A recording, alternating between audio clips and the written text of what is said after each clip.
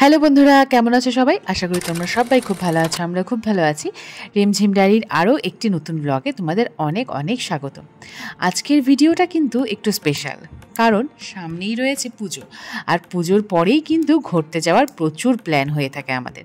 তো সেই জন্যই আজকে নিয়ে এসেছি তোমাদের হরিদ্বার থেকে কেদারনাথ। পুরো ট্যুরটা কী করে তোমরা প্ল্যান করবে সেটাই।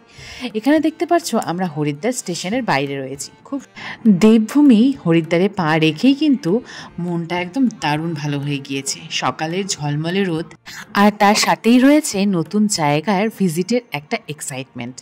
তো প্রচুর এক্সাইটেড ছিলাম আমরা। তো আমরা নিয়েছি একটা টোটো। আমাদের কিন্তু হোটেলগুলো আগে থেকে বুকিং করা রয়েছে, তো সেই জন্য আমাদের কোনো অসুবিধাই হয়নি। আমাদের হোটেলটা ছিল একদম গঙ্গার ধারেই, হরকিপৌড়ি ঘাটের ঠিক দুটো ঘাট আগেই ছিল আমাদের ঘাটটি। আমাদের ঘাটের নাম ছিল বিষ্ণুঘাট। এই হচ্ছে বিষ্ণুঘাট, এটা বিষ্ণুঘাটের এই পাশ। আমরা এই সামনে ব্রিজটা পেরিয়ে চলে যাব গঙ্গার ওই পারে। ওই পারেই রয়েছে আমাদের ব্রিজটা থেকে নামলে একদম সামনেই আমাদের হোটেল। তো এই বিষ্ণুঘাটের পরিবেশটা কিন্তু বেশ শান্তশিষ্ট। এখানে লোকজনের ভিড় খুব একটা সেরকম হয় না, তো সেই জন্য এখানে থেকে কিন্তু বেশ আরাম রয়েছে। আর এই গঙ্গার ধারে স্নান করার জন্য অনেকটা সুবিধা রয়েছে। তো দেখতেই পারছো গঙ্গা পেরিয়ে আমরা চলে যাচ্ছি আমাদের হোটেল, কারণ চারিপাশের এত সুন্দর দৃশ্য দেখে আর গঙ্গা দেখে তো আমি ভাবছিলাম কতক্ষণে এই গঙ্গার ধারে এসে একটা ডুব দিতে পারবো। চারিপাশে বেশ সুন্দর হাওয়া বইছিল, কিন্তু গঙ্গার হাওয়া বলে কথা।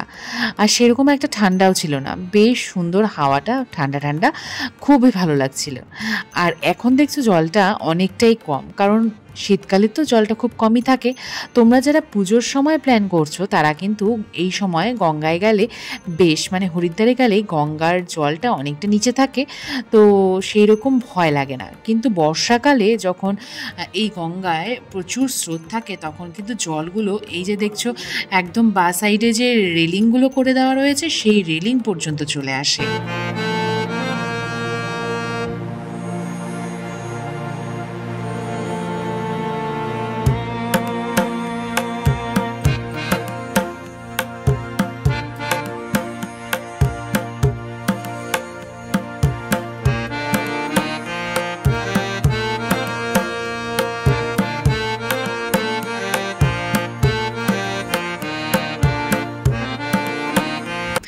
এবারে পেট পূজার পালা। স্নান ধান হয়ে গেছে, ফ্রেশও হয়ে গিয়েছি। এবারে একটু পেট পুজো করে আসি। এই হচ্ছে হরিদ্বারের মার্কেট। তোমরা যারা ঘুরতে আসছো তারা কিন্তু অবশ্যই হরিদ্বারের মার্কেটটা বেশ ভালোভাবে ঘুরো, কারণ হরিদ্বারের মার্কেটটা কিন্তু মিস করা যাবে না। প্রচুর সুন্দর সুন্দর জিনিস খুব কমে সস্তায় এখানে পেয়ে যাবে, তবে হ্যাঁ, একটু বার্গেনিং করতে হবে। পুরো হরকিপৌড়ি ঘাট থেকে শুরু করে পুরো রাস্তাটাই কিন্তু গঙ্গার ধার দিয়ে এরকম মার্কেট রয়েছে, তার সাথে রয়েছে অনেক অনেক হোটেল। যারা ট্যুর প্ল্যান করে ফেলেছো তবে এখনও হোটেলের সন্ধান পাওনি, তারা কিন্তু আমার ডেসক্রিপশন বক্সটা একটু ঘুরে আসতে পারো, কারণ আমার ডেসক্রিপশন বক্সে হোটেলের ফোন নাম্বার থেকে শুরু করে সমস্ত ডিটেলস দেওয়া রয়েছে। আর এখানে দেখো আমাদের খাওয়া প্রায় কমপ্লিট। এখানে কিন্তু প্রচুর সুন্দর সুন্দর ছোট ছোট হোটেল রয়েছে, পুরোই নিরামিষ, খুব সুন্দর রান্নাবান্না, দারুণ খাবার। আর সব থেকে বড় কথা হচ্ছে চারিপাশে কিন্তু তোমরা দাদা বৌদি হোটেল পাবে, কিন্তু কোনটা যে অরিজিনাল দাদা বৌদি সেটা কিন্তু খুঁজে পাবে না।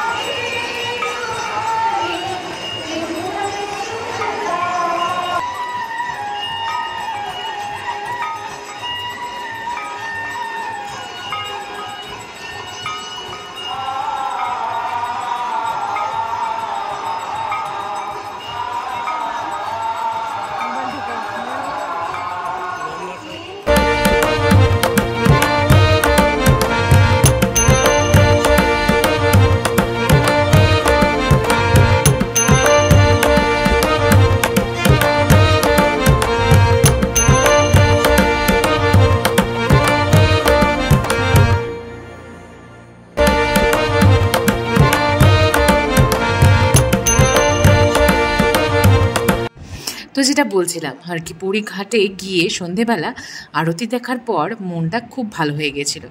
তো তারপরেই বেরিয়ে পড়েছি আমরা হরকিপুরি ঘাটের পাশে এরকম ছোট ছোট দোকান থেকে কিছু খাবার দাবার টেস্ট করতে। হরিদ্বারে এসে যদি হরিদ্বারের আসল ফ্লেভারটাই যদি টেস্ট না করতে পারি তাহলে কি করে চলে বলো। তো সেই জন্য আমরা বেরিয়ে পড়েছি এখানকার সমস্ত খাবারের টেস্ট নিতে। তো প্রথমেই চলে এসেছি এই ধোসার দোকানটায়। এখানে দেখছিলাম বেশ সুন্দর করে ধোসা বানাচ্ছিল। আর এগুলো হলো কি বলতো, এগুলো হচ্ছে আলু টিক্কি। এই সমস্ত খাবারগুলো কিন্তু অবশ্যই টেস্ট করো যারা হরিদ্বারে আসছো। তার সঙ্গে রয়েছে এইরকম বড় বড় ফুলকো ফুলকো কচুরি, আর তার সাথে তো রয়েছে মিষ্টির প্রচুর প্রচুর প্রচুর সম্ভার।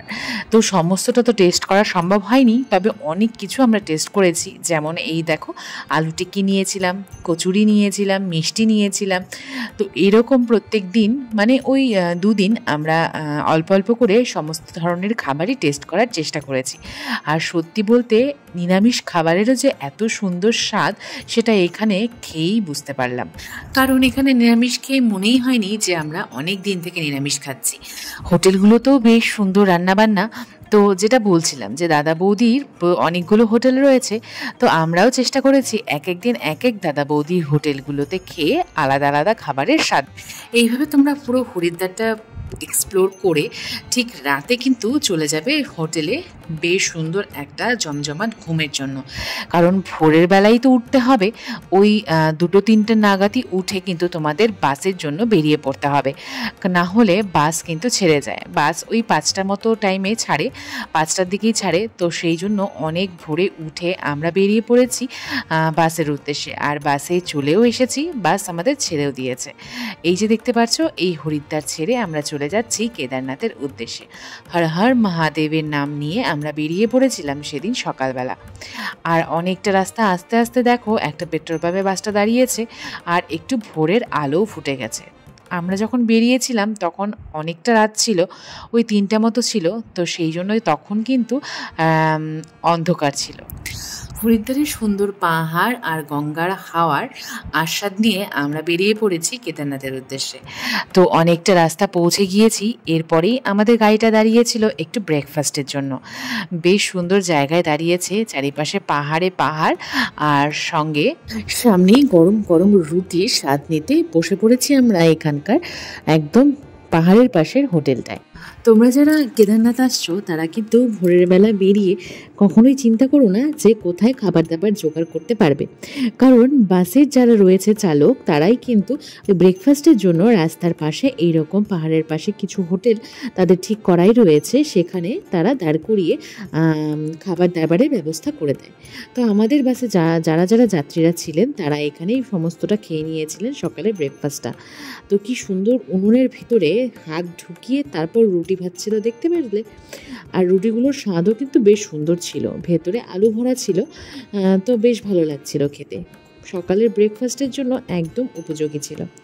তো যাই হোক, এখানে খাবার দাবার সেরে আমরা বেরিয়ে পড়েছি আবারও আমাদের গন্তব্যের উদ্দেশ্যে। আর চারিপাশে এরকম মনোরম প্রাকৃতিক পরিবেশ দেখে জার্নিটা যেন জার্নি মনেই হয়নি। কি করে যে 7-8 ঘন্টা সময় চলে গেল সেটা বুঝতেই পারিনি, সত্যি কথা। তবে হ্যাঁ, আসার দিন একটু কষ্ট হয়েছিল, কারণ আসার দিন অনেকটা সময় কিন্তু আমরা জ্যামে পড়েছিলাম। তো সেই জন্য তোমরা সবসময় চেষ্টা করবে যত ভোরে পারো তত ভোরে গাড়ি নেওয়ার। এবারে দেখো, বাস কিন্তু আমাদের নামিয়ে দিয়েছি সীতাপুর। সীতাপুর হচ্ছে সোনপ্রয়াগেরই ঠিক পাশেই, সীতাপুর পর্যন্তই বাস চলাচল করে। এই যে রেলিংটা দেখতে পাচ্ছ, এর নিচেই রয়েছে বাস স্ট্যান্ড। তো বাস আমাদের এখানে নামিয়ে দিয়েছে। এখান থেকে কিছুটা এগিয়ে কিন্তু আমাদের সাফারি নিতে হবে। তো সেই জন্য আমরা হাঁটছিলাম রাস্তা দিয়ে, আর অনেক যাত্রীরাই ভোরবেলা চলেও এসেছিল কেদারনাথ দর্শন করে। আমরা আমাদের সাফারি পেয়ে গিয়েছি। সাফারি করে আমরা এবারে যাব সোনপ্রয়াগ পর্যন্ত। সোনপ্রয়াগে গিয়ে আমাদের রেজিস্ট্রেশনটা চেকিং করতে হবে। অনলাইনে রেজিস্ট্রেশন করা থাকলেও কিন্তু এখানে রেজিস্ট্রেশনটা চেকিং করতে হয়। আর যাদের অনলাইনে রেজিস্ট্রেশন করা থাকে না, সোনপ্রয়াগে গিয়ে তাদেরকে কিন্তু অবশ্যই রেজিস্ট্রেশন করে নিতে হবে। তবে হ্যাঁ, অনলাইনে যারা রেজিস্ট্রেশন করছো তাদের জন্য কিন্তু অনেকটা সুবিধা রয়েছে, তাদের লাইনে দাঁড়াতে হয় না, তাদের খুব তাড়াতাড়ি হয়ে যায়। আমরা চলে এসেছি সোনপ্রয়াগ রেজিস্ট্রেশন সেন্টারে। এখানে রেজিস্ট্রেশনটা আমাদের চেকিং হয়ে গেল। এই রেজিস্ট্রেশন ছাড়া কিন্তু কেদারনাথে পুজো দেওয়া সম্ভব নয়, তাই রেজিস্ট্রেশন মাস্ট। তো চলো, আমাদের তো রেজিস্ট্রেশন চেকিং হয়ে গেছে, এবারে আমরা চলে যাব গৌরীকুণ্ডের উদ্দেশ্যে, কারণ আমাদের হোটেলটা নেওয়া ছিল গৌরীকুণ্ডে। অনেকে আছে যারা সোনপ্রয়াগে হোটেল নিয়ে থাকে, তবে সোনপ্রয়াগে হোটেল নিলে কিন্তু ভোরবেলা বেরোতে খুবই সমস্যা হয়, অনেকটা পেছনে পড়ে যেতে হয়। তো সেই জন্য যারা যাচ্ছ তারা অবশ্যই চেষ্টা করবে গৌরীকুণ্ডে গিয়েই থাকার জন্য। তো এখান থেকে আমরা হেঁটে হেঁটে অনেকটা দূর চলে এসেছি। এখানে একটা ব্রিজ রয়েছে, এই ব্রিজটা পার করে আমাদের কিন্তু আবারও একটা সাফারি নিতে হবে গৌরীকুণ্ড পর্যন্ত যাওয়ার জন্য। অনেকটা হেঁটে যাওয়ার পর আমরা একটা শেয়ারে সাফারি পেয়ে গিয়েছিলাম। তো সেই সাফারিটা ভাড়া নিয়েছিল ওই 50 টাকা মতো। তো সেই সাফারি করে আমরা চলে যাব গৌরীকুণ্ড।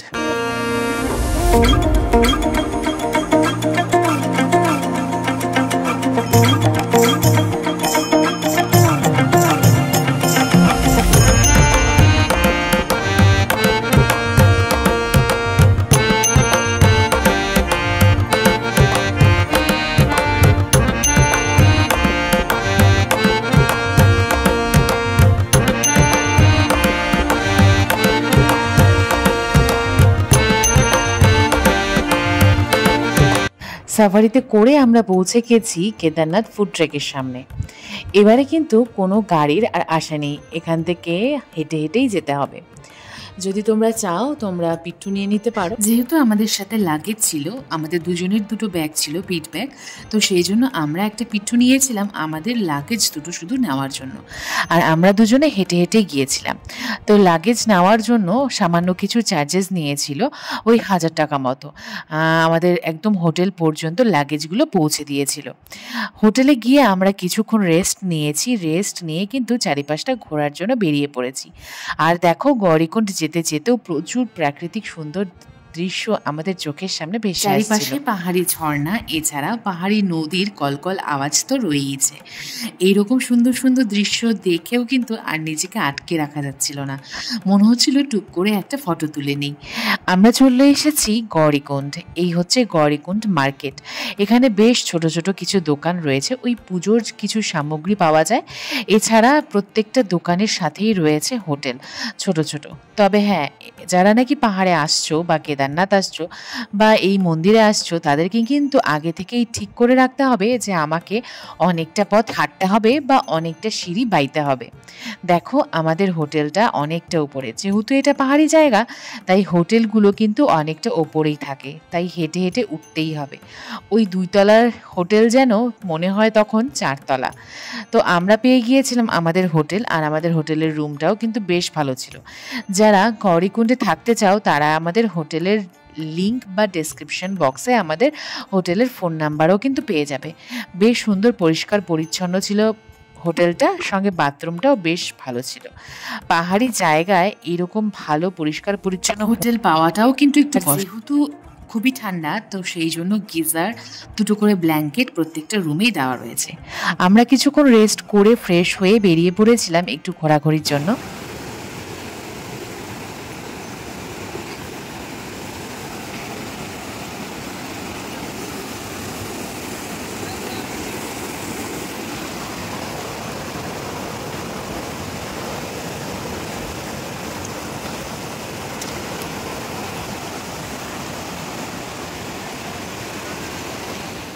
কি বিশাল সেই নদী, আর নদীর স্রোতের আওয়াজ তো তোমরা শুনতেই পারলে। এই নদীর ঠিক পাশেই রয়েছে এই যে গৌরীকুণ্ড। এখানে কিন্তু সকলে স্নান করে তারপর ভোলে বাবার পুজো দিতে বেরিয়ে পড়ে। তো আমিও এখানে স্নান করেছিলাম। একপাশে ছেলেদের, একপাশে মেয়েদের স্নানের ব্যবস্থা এখানে করা রয়েছে, আর সম্পূর্ণটাই কিন্তু বিনামূল্যে। তবে একটা অলৌকিক ব্যাপার কি বলতো, এই যে এইখানে গৌরীকুণ্ড দেখতে পাচ্ছ, এই গৌরীকুণ্ডের জল কিন্তু প্রচণ্ড গরম, একদম ফুটন্ত জলের মতো। আর তোমরা চাইলে কিন্তু এই জল তোমরা হোটেলেও পেয়ে যাবে, বালতি প্রতি 100 টাকা করে। আর দেখো, রাতের ডিনারটা আমরা সেরে নেওয়ার জন্য বসে পড়েছি। ও হ্যাঁ, বলতে তো ভুলেই গিয়েছি, যারা নাকি কেদারনাথ যাচ্ছ তারা কিন্তু অবশ্যই নিজেদের সঙ্গে একটা ভালো মানের গাওয়া ঘি নিয়ে যেও, কারণ এখানে খাবার দাবার এতটাই দাম যে একবেলা খেলে আরেক বেলা খেতে ইচ্ছে করবে না। আমরা তো আমাদের সঙ্গে ম্যাগি, ইলেকট্রিক কেটেল, বিস্কিট, চায়ের সরঞ্জাম সমস্তটাই নিয়ে গিয়েছিলাম। আমাদের লাগেজের মধ্যে এই সমস্ত জিনিসগুলোই বেশি ছিল। ভোর 4টার সময় আমরা বেরিয়ে পড়েছিলাম, দেখতেই পারলে বেরিয়ে চলে এসেছি এই ঘোড়ার এই বুকিং সেন্টারে। সেখান থেকে ঘোড়া বুকিং করে কিন্তু আমরা ঘোড়া করেই চলে এসেছি কেদারনাথ। এটা হচ্ছে ঘোড়াপাড়া, সামনে দেখতে পাচ্ছ। এই পর্যন্তই ঘোড়া আমাদের ছেড়ে দেয়, তারপর এখান থেকে কিন্তু আবারও হাঁটতে হয় অনেকটা রাস্তা।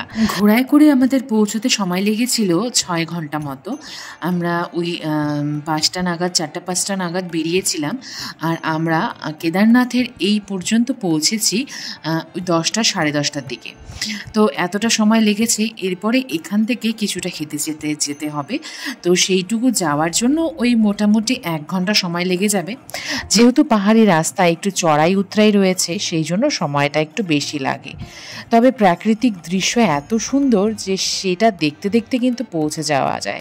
আমার এই ভিডিওটা তৈরি করার একটাই উদ্দেশ্য, তোমাদের সাথে যারা ট্যুরটা প্ল্যান করছো তারা যাতে সমস্তটা জেনে, সমস্তটা বুঝে তারপর বেরোতে পারো। কারণ রাস্তাটা তো সামান্য নয়, অনেকটা রাস্তা, বাড়ি ঘর ছেড়ে অনেকটা দূরে আসতে হয়। তো সেই জন্য যা যা প্রয়োজনীয়, যা যা দরকার, সমস্তটা যেন তোমরা তোমাদের সাথে নিয়ে আসতে পারো, এটাই আমার এই ভিডিওটা তৈরি করার একটাই উদ্দেশ্য। তো যারা যারা আসছো তারা অবশ্যই ইমার্জেন্সির জন্য কিছু ওষুধপত্র নিয়ে আসবে, বেশ কিছু ঠান্ডার জামা কাপড় নিয়ে আসবে, কারণ এখানে কেদারনাথে ভোরবেলা আর রাত্রিবেলা কিন্তু প্রচুর ঠান্ডা, আর যখন তখন তুষারপাত। তো সেই জন্য নিজেদের সঙ্গে ঠান্ডার বেশ কিছু ব্যবস্থা নিয়ে আসতে হবে। এছাড়া কিন্তু প্রচুর শুকনো খাবার আর ড্রাই ফ্রুটস সঙ্গে নিয়ে আসবে, কারণ অনেকটা পথ আসতে হয়, আবার অনেকটা পথ নামতেও হবে। তো সেই সময় এই খাবার দাবারগুলো কাজে লাগে। যারা প্লেনে করে আসবে ভাবছো, তাদের কিন্তু অনেক আগে থেকে হেলিকপ্টারের টিকিট কেটে রাখতে হবে, কারণ হেলিকপ্টারের টিকিট কিন্তু সচরাচর পাওয়াই যায় না। তো আগে থেকে যারা কেটে রাখছো তারা ফাটা বা শীর্ষে থেকে হেলিকপ্টার নিতে পারবে। সেখানে হেলিপ্যাড রয়েছে, আর এখানে একদম কেদারনাথ মন্দিরের সামনেই হেলিপ্যাড রয়েছে, সেখানে হেলিকপ্টার থেমে যাত্রীদের নামিয়ে দেয়। তারপর সেখান থেকে মন্দির পর্যন্ত হেঁটে হেঁটে যেতে হয়।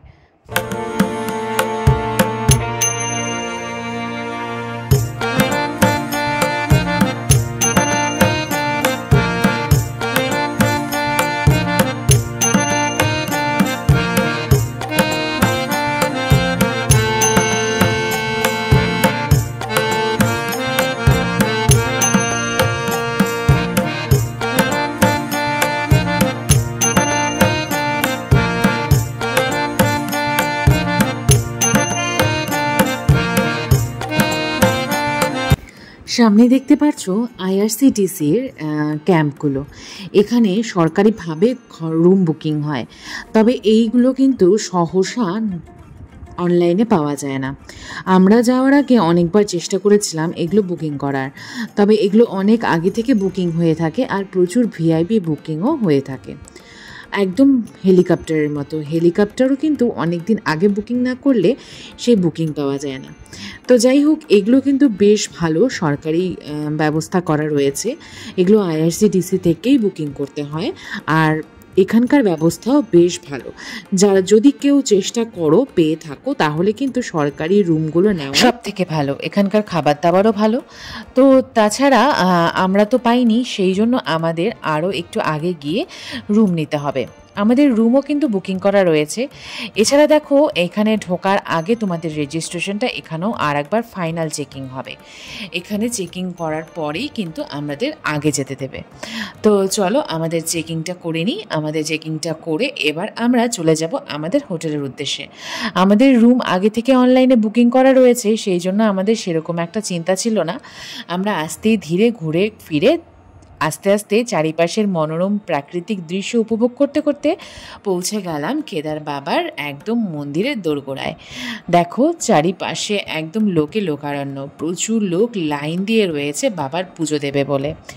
আমরা জাস্ট এই সময়টা পৌঁছেছি। এরপরে আমরা ফ্রেশ হয়ে স্নান করে পুজোর জিনিসপত্র নিয়ে আমরাও কিন্তু এইরকম লাইনেই দাঁড়িয়ে পড়ব। অনেকটা সময় লাইনে দাঁড়ানোর পর কেদার বাবার দর্শন পাওয়া সম্ভব হয়। তো আমরা যখন ফ্রেশ হয়ে এসে লাইনে দাঁড়িয়েছি তখন চারিপাশে একদম তুষারপাত ভরে গিয়েছিল, প্রচুর তুষারপাত হচ্ছিল। আমার তো এইটা দেখার খুব ইচ্ছে ছিল, আর ভগবান সেই ইচ্ছেটা পূরণ করে দিয়েছে। যারা তোমরা শীতকালে যাচ্ছ, মানে ওই পুজোর আগে বা পরে, তারা কিন্তু এইরকম তুষারপাতের দর্শন পেয়েই যাবে। তবে বর্ষাকালে সেটা খুব একটা পাওয়া যায় না। পুজোর পরপর যখন শীত ঢোকে তখন এখানে তুষারপাত হয়। অনেকটা টাইম লাইনে দাঁড়ানোর পর আমরা মন্দিরের একদম কাছে পৌঁছে গিয়েছি। আর মন্দিরের কাছাকাছি যখন পৌঁছেছি, এই শেডের নিচে দাঁড়িয়েছিলাম, তুষারপাতটা ঠিক তখনই শুরু হয়েছিল। আমার তো ইচ্ছে করছিল একদম বাইরে বেরিয়ে যাই, তবে সেটা সম্ভব আর হয়নি। আমরা একদম দেখো যে ভিডিওটা দেখতে পাচ্ছ মন্দিরের দরজা থেকে নিয়েছি, বাইরের ভিডিও। একদম মন্দিরের দরজায় দাঁড়িয়ে রয়েছি আমরা, এই জাস্ট ঢুকবো। তবে ভেতরে তো ক্যামেরা করা অ্যালাউড না, আর তাছাড়া আমরা সেই চান্সটাও পাইনি বা করার মনও চাইনি। কারণ ভেতরে ঢুকে যখন কেদার বাবার দর্শন করবে, তোমাদের মনটা যেন আলাদাই জগতে চলে যাবে। সেই অনুভূতি যারা মন্দিরের ভেতর গিয়েছে তারাই একমাত্র অনুভব করতে পারবে। আর বেরিয়ে এসে পুজো দিয়ে আমরা আবারও হোটেলে গিয়েছিলাম। হোটেলে গিয়ে ফ্রেশ হয়ে কিছু খেয়ে তারপর আমরা চলে এসেছি সন্ধ্যা আরতি দেখব বলে।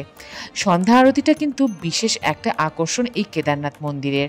কেদারনাথ মন্দিরের একদম দরজার সামনে দাঁড়িয়ে যদি সন্ধ্যা আরতি দেখতে চাও তাহলে অনেকটা আগে এসে দাঁড়াতে হবে, নিজের জায়গাটা একদম পরিপাটি করে নিতে হবে, কারণ এখানে এত ভিড় হয় সন্ধ্যাবেলা। আর বেশি বকবক করবো না, চলো তোমাদের সন্ধ্যা আরতিটা দর্শন করিয়ে নিয়ে আসি।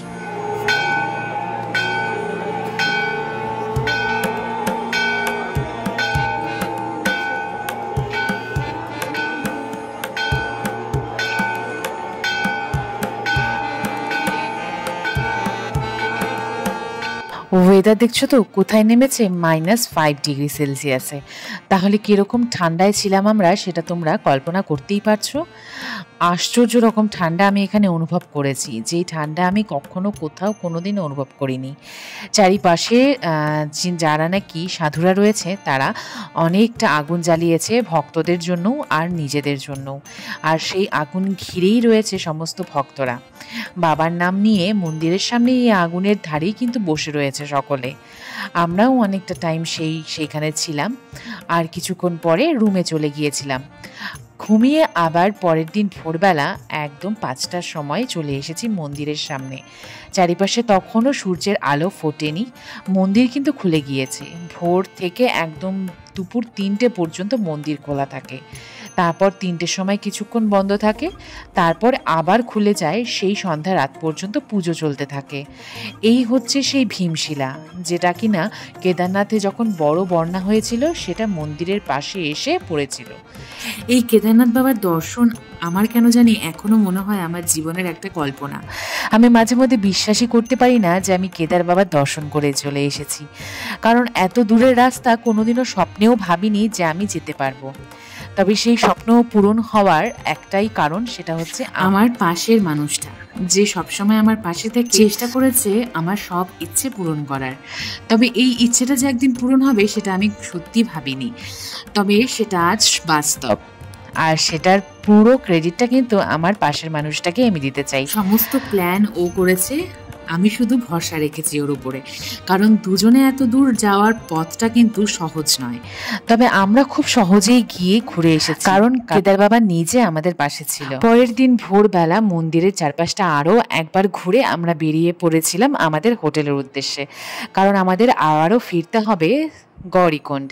আর আসার সময় আমরা আসছিলাম কিন্তু হেঁটে, আমাদের ব্যাগ দুটো আমাদের পিঠকে দিয়ে আমরা বেরিয়ে পড়েছি আমাদের হোটেলের উদ্দেশ্যে হেঁটে হেঁটে।